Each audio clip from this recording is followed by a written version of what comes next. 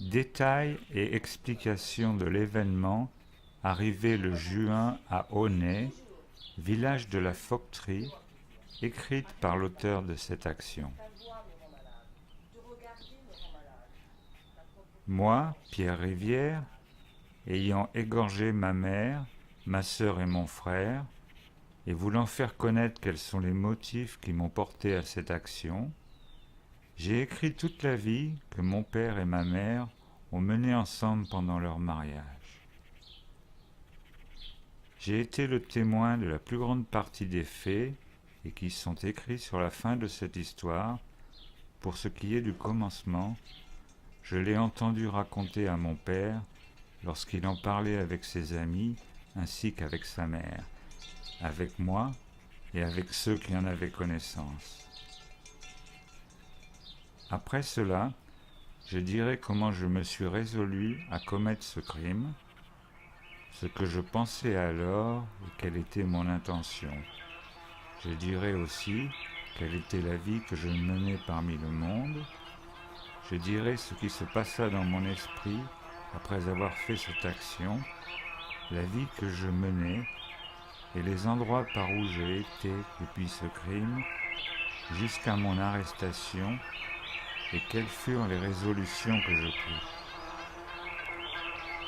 Tout cet ouvrage sera stylé, très grossièrement, car je ne sais que lire et écrire.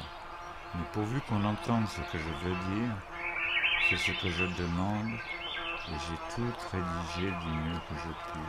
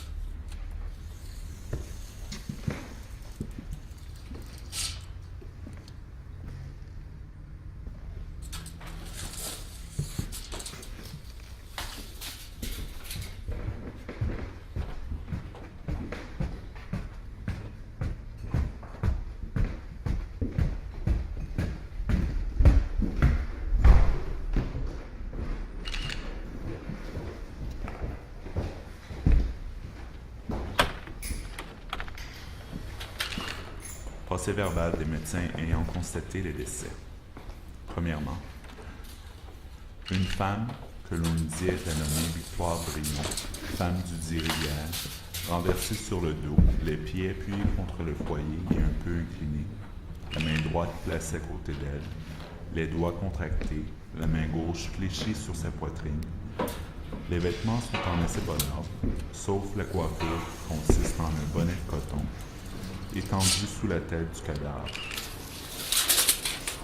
Une immense quantité de sang se trouve répandue autour de la tête, le cou du côté droit et la partie antérieure, ainsi que la face, sont tellement hachées que les vertèbres cervicales sont entièrement séparées du tronc. La peau et les muscles du côté gauche retenant encore la tête, le pariétal du côté droit est entièrement brisé. Le cou s'est prolongé vers le sommet du corps.